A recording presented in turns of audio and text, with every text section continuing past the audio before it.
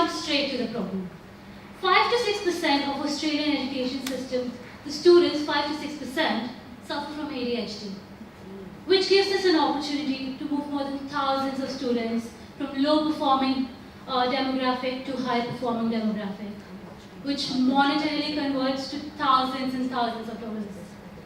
The education system of today emphasizes on linear education, which restricts the learning process and neglects the fact that understanding emerges through a network.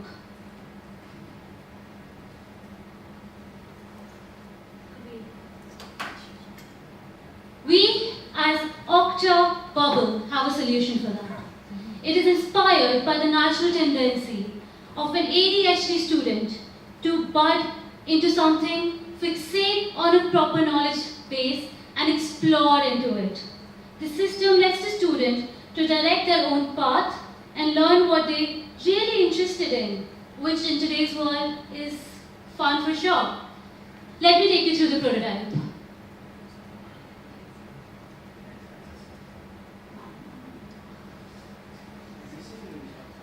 Yes, it is.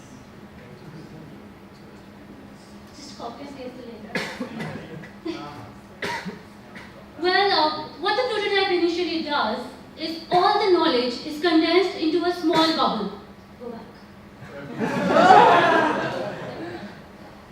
All the knowledge is condensed into a small bubble. Say it's Comp 9511. The student clicks on it. It is divided into smaller chunks of knowledge. Where, suppose I'm interested in fundamentals to human-computer interaction. It explodes further, where I can explore the topic that I'm really interested in. These topics are not restricted to the curriculum. They can be from all over the world. That is what is the intelligent part of our system. Suppose I'm more interested in principles of HCI. Now, principles of HCI would have lecture recordings, quizzes, assignments. I'm emphasizing on the fact of lecture recordings. They're not just those 3-hour lectures. They're going to be smaller chunks from those lectures, which are directed just to principles of HCI. The aim is to cover the entire network, and also it gives the student the ability to move up and down the border, where they can turn the bubble to green if they really understand the topic, or turn the bubble to red if they don't understand the topic. The main aim is to make the entire network green, so that one knows that they learn and understand everything. There the bubble's red, and there the bubble's green. Well, the good part about our thing is, it's extended to everyone, not just ADHD students. Okay, so for a practical demonstration, sorry for you if you can't see it. This is it in practice, so this moves around. We've currently exploded it up, we've looked into analytics. We might be interested in, say, optimizations. We've also already looked at clusters, we can see it down there. But what we're really interested in right now is graphs. Hey, shortest path, that looks good. We spend a bit of time on that, we'll click that. And now we know straight away that we've done something useful with our time. We can see some is green, but as we exploit things out, we can see which is there, and we can say, hey, do we want to look at that? Do we want to look at that? It's basically data visualization. And with data visualization, you can see what you need to progress on, see where you're at. And because you arrange data very compactly and succinctly, it then allows for very interesting data analysis. People like to jump onto things like machine learning for that.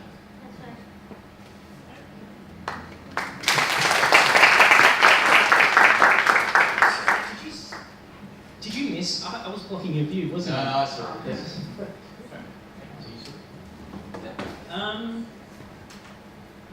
It's a fascinating idea. Yep. You've talked a lot about the student, and to be honest, my son has ADHD.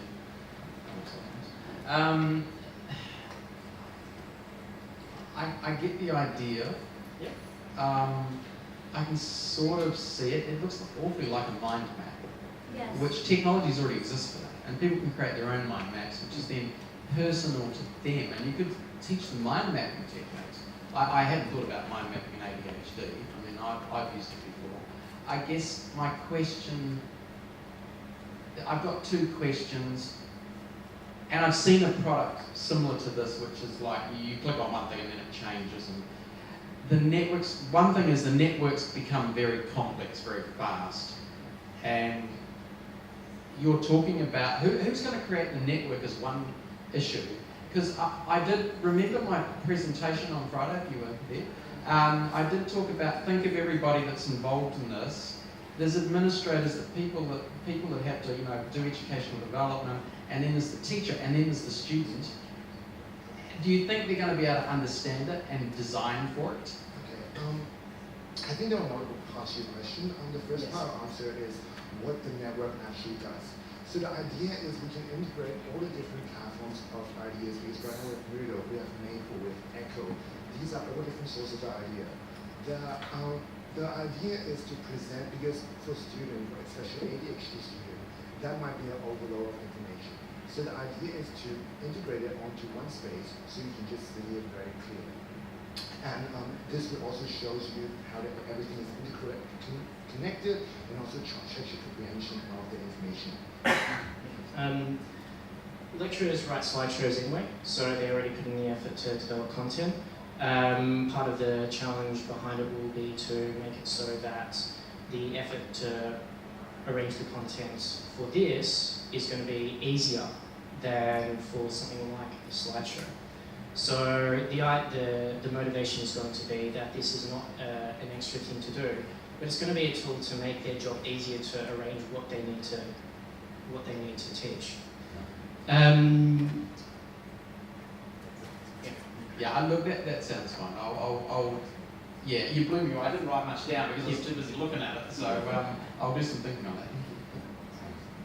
that. Just thinking about often a curriculum is structured to scaffold the learning so that I have to understand certain concepts before I can move on, and then form relationships with other ideas. In some ways, have you considered that, and are the nodes actually structured to be about building that structural knowledge? And are you actually, in essence, being linear in the design that you've created? Because once I go to one node, I've only got a few choices, but how does something further down the network relate back to something over on the other side of the network? So that's a very important point. This is what's called a spanning tree, technically. But what you're describing, if you were to represent a node, there would be more backlinks, and it would start forming something looking more like a web. In terms of the linearity, you can represent some parts that come after. So if you have one node that clusters around some concepts, and then one piece of understanding, after you've done that and unlocked that, you can that can then show, hey, now's a good time to explore this one as well.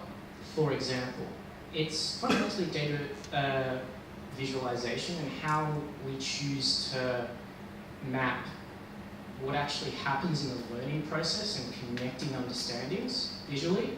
That's going to be part of the challenge. Well, we're out of time, so we're going to have to call up now Peer Note.